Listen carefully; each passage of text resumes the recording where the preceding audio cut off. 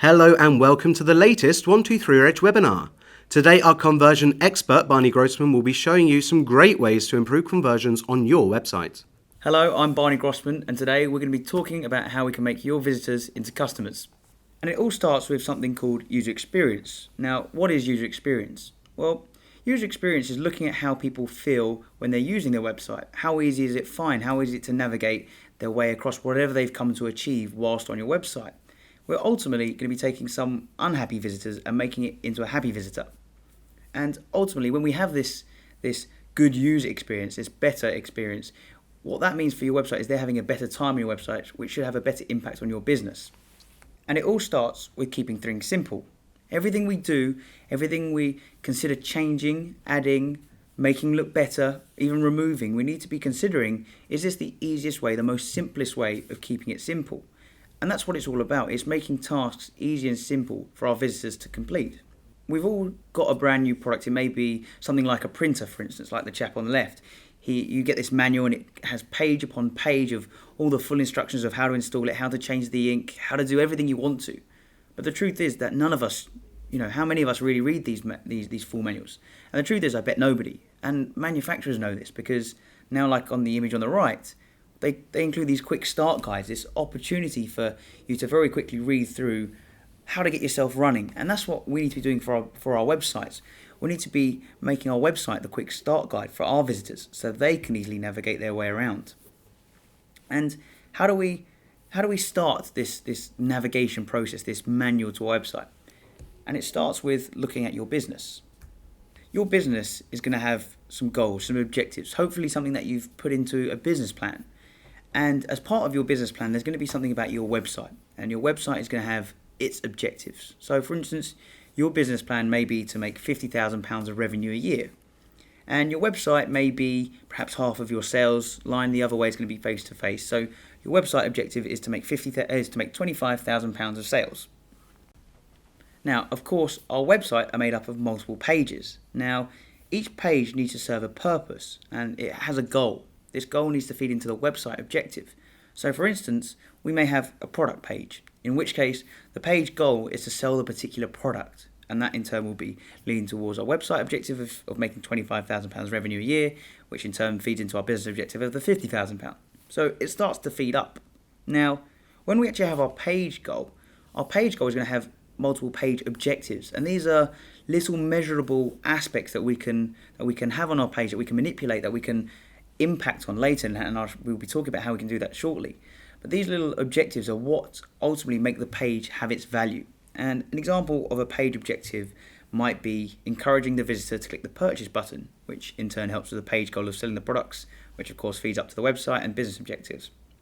Another example may be encouraging a visitor to sign up for a free trial and provide you with their email address, or even just providing more information on a product is helping the page objective, which is the page goal, and of course all the way back up. But why is all this important? And the reason is because of priority. Priority is one of the most important things to consider when you're looking at the design of your website. Because, for instance, if I'm making you sign up for my newsletter and I have a nice big orange banner on my website, and actually I have a very small green buy button somewhere hidden on the page, you're probably more likely to click the sign up button.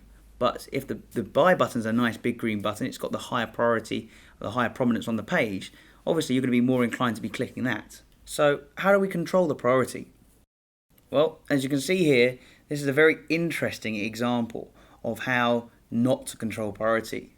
You don't even know where to look. You're all over the place. There's colours here, there's big shout outs here.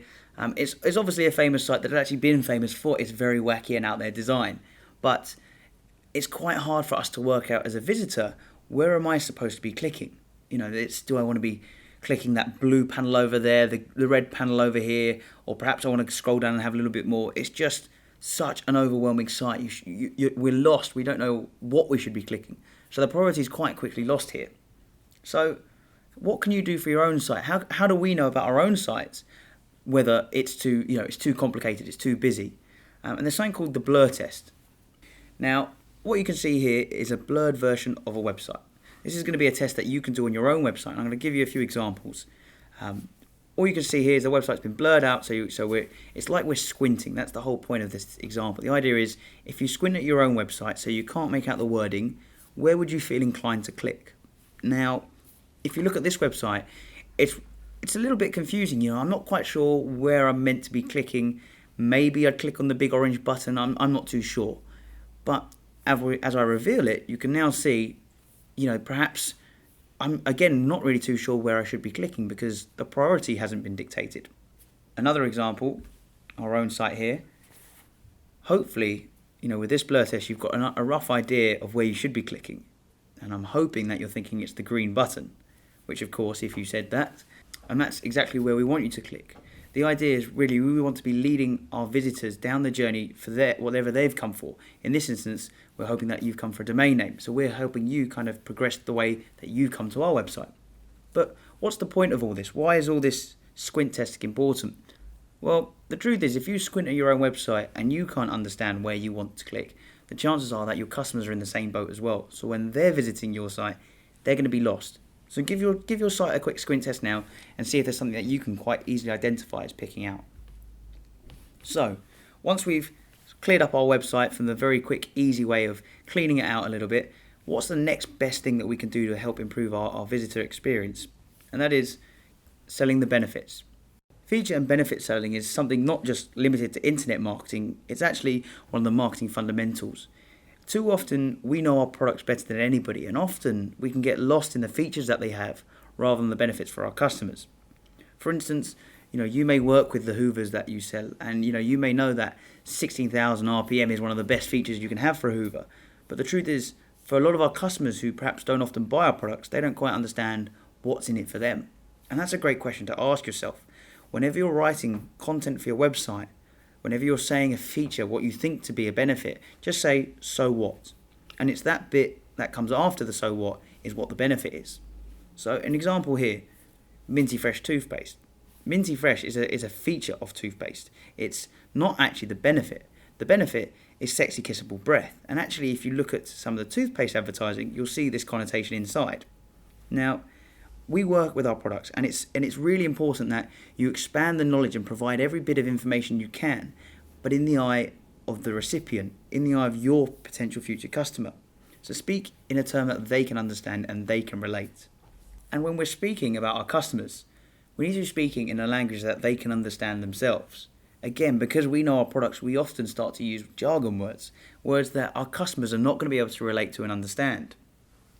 But what's also interesting when we're talking about the language we use with our customers is people who do know our products, people who understand what it is we do and how we do it with our products. They'll often skip the marketing fluff, the bit which perhaps is a bit more jazzed up to kind of entice new customers to look at our particular product range. If we have a savvy customer, they're not going to be reading this information because they're already going to know. And a great example is go look at a product you know a lot about. If you go and purchase, go to one of your favorite websites that you look when you're purchasing these products, I'm sure you'll skip a lot of the advertising marketing that's on there. However, if you're new to this product, if it's something that you've never purchased before, often this kind of information is the information you read. So what we're saying here is we should be placing the novice information, that information which can kind of nurture your potential customer along the purchasing journey, should be towards the top of the page, with technical information or perhaps the less exciting stuff towards the bottom of the page. And there is a good reason for this, because there's really this 3-stage process that we go through when we're buying a product. And the first step is searching for a solution. For instance, you may Google, I need a website. You have a problem and you're trying to find the solution to your problem. And after you've done the search, you'll probably have, through your research, come to work out that you need web hosting. So your next search is going to be for, I need hosting. So again, you're going to do your search, and you're going to go through your websites, and you're going to find a couple of suppliers that you like the look of. And what you're then going to do is you're going to search for your provider. So once you've found out that you hopefully want 123reg for your hosting, you're going to search for reviews on 123reg. And that's what our customers are always doing. They're searching for a solution, then a product, and then a provider. So we should always be considering this consumer buying cycle whenever we're designing the content for a website. So we've now got the general look of our website under wraps, and we've got the content under wraps. But what's the next thing that we can do? Well, it's keeping things consistent. Keeping things consistent has a huge impact on our site. it makes everything easier. If we become familiar with our own websites, if we know our way around, I'm sure if I asked you to go to some of your own favorite websites and navigate around, you can probably do it on autopilot. That's what we want to be able to offer to our visitors. We want them to be able to go around the site with very minimal thought process to what they're doing, because it makes them have a bit more of an enjoyable experience if they have to think less. So if our sites are more consistent, they're able to find what they're looking for and navigate through our site a lot more easier and quicker. And ultimately, if our sites are more consistent, our visitors are able to understand the page and proceed to this next action with little cognitive thought. But what is this next action? How do we measure this? Well, this is one of the most important measurements within user experience. Calls to actions. Calls to actions are getting our visitors to do what we want them to do. It's how we measure, it's how we determine our website's success at a page level. If you remember jumping back to our page objectives, these are going to be what make up our page objectives. They're going to be buy buttons, they're going to be submit email address buttons, they're going to be read more links, view product links, even contact details. These are what our call to action buttons are going to be. Now, just to clarify, when we say call to action, a call to action is going to be anything that you can click on or do specifically. It's normally a button or a link within a page, and it's certainly something that we can measure, as it's often going to be our KPI. Now, too many of these call to actions on a page dilute it, and diluting it is certainly not something we want to do, because if we have one on a page, obviously they're more likely to click the one button than they are to click if there's three of them. So what can we do to kind of control how well they're seen? Ultimately, we're looking at the call to action prominence. And we want to make sure that we're thinking back to our priority. Going back to earlier, what we saw is how the priority dictates our main objectives, and how we want to be encouraging our visitors to do what we need them to do. So we need to be controlling the prominence by doing one of four things. For starters, the size. The size of the button is probably going to play the biggest role in prominence. Ultimately, bigger is better, but if you have a page with just one giant button, that's not going to be a great user experience, because they're not going to know what we're doing. The second we can control is colour. Now, this goes into a little bit of psychology, because if I said to you, think of a colour red, and subconsciously you start thinking stop, alert, and that's why you don't often see buy buttons that are red. Likewise, the colour green is connotated with proceeding, go ahead, and safety, so you'll often find buy buttons are green. The wording, you can look at how you can use hard sell, which would be wording like buy now. You can use soft sell, which is words like continue, or even directional wording, which would be something like pay now. There's no right or wrong answer. It's going to be something that you're going to have a look at yourselves and see how you can find what suits best for your website. And the final prominence control is something called white spacing. And what this is how much area around the button, around the call to action button there is, where there's nothing else in there. If you have all this space around the outside, this white area, and in the middle of it is your nice big green button with the perfect wording, you're going to get far more people click it than if you have it covered with images and not perhaps standing out. And that's ultimately how you make your call to action a better call to action. So that's how we make our call to actions better. But let's say our visitors they click our call to action, they press the buy button. Now what? Interruptions. Interruptions are one of the worst things that we can do, and often we're all guilty of doing something that's going to interrupt our visitor from completing their journey, completing their goal of whatever they've come to do on our site. For instance, if they're trying to purchase, the worst thing you can do is throw another product in their face. There is the school of thought, of course, of logically upselling. If you have a product or other service that you think may be relevant at the right time, then of course include it. But don't start selling them something or sending them off away on another site. You certainly don't want to have any of your own any links to somewhere else within your site from your order process. A great example, if you look at PayPal's order process, when you go to pay, they take out a lot of their links. Same for eBay. When you pay with eBay, you can only really click one or two links within the page, and that's because they're trying to remove all the distractions and focus you on whatever your journey is trying to do, which is purchase that product. But let's say you don't put any interruptions. You don't have any interruptions at all. What are you going to be faced with next? You're going to be faced with objections. And these are not necessarily people saying, hang on a minute, I can't buy this because of that. They're going to be perhaps this reason why they're on the back foot. And a great example can be for a car salesman, for instance, where the potential customer may think to themselves, oh, I can't afford this right now. And as car salesmen, they turn around, well, that's fine, madam. We have plenty of payment plans to spread over however many months you want.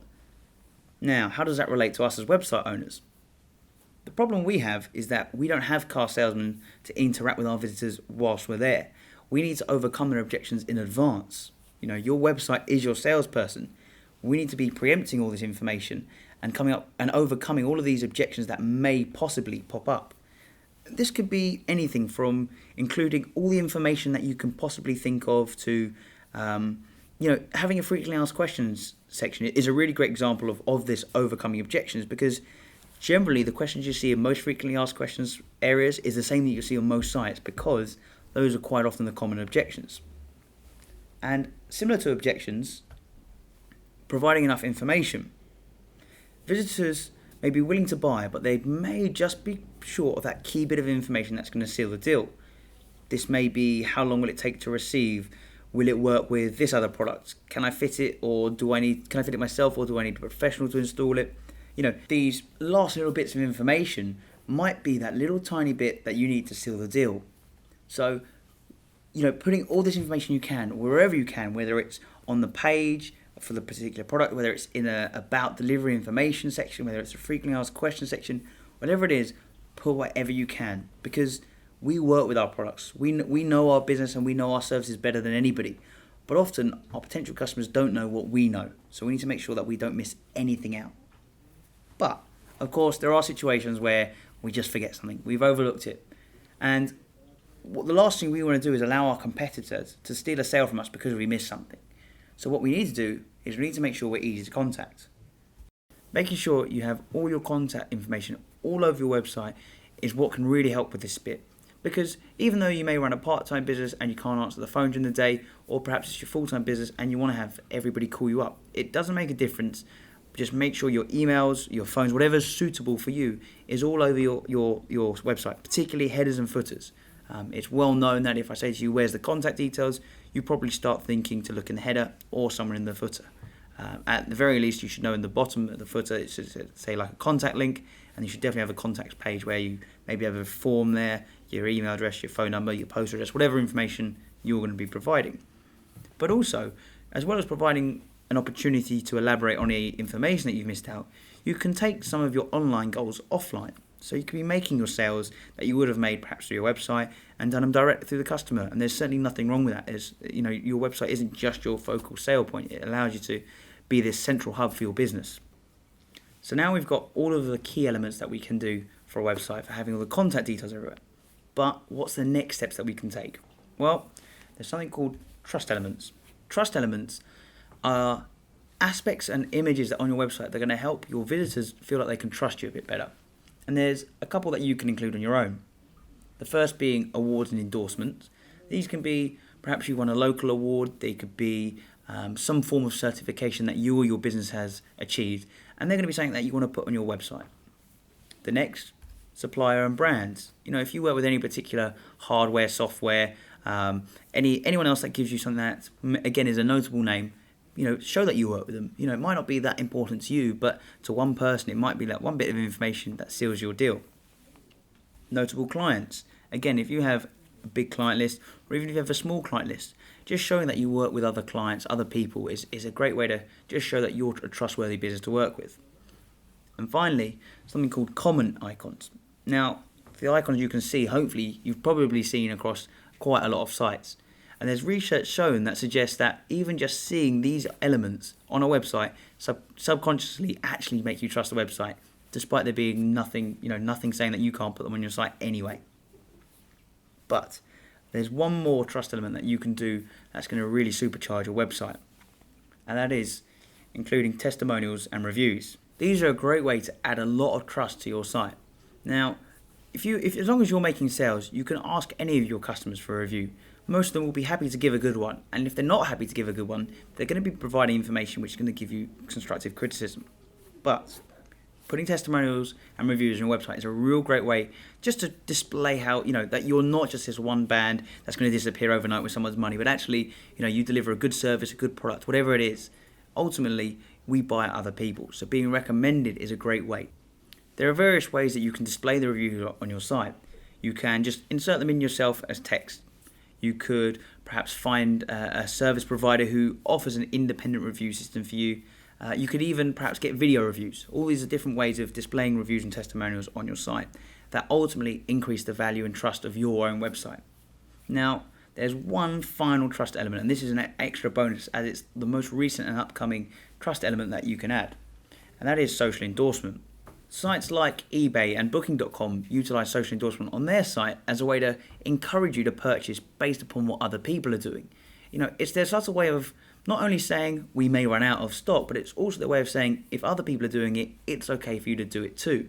It's creating this kind of time-sensitive, hey, I might miss out mindset as a great way to encourage you to buy. Now, social endorsement is a great tool. It's very hard to find good information that you can divulge, but if you can find it, it's a real great asset to your website's user experience.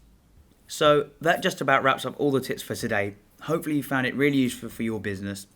If you have any questions or comments regarding the UX for your website, please feel free to leave them in the comment section below. Thanks for listening and see you next time.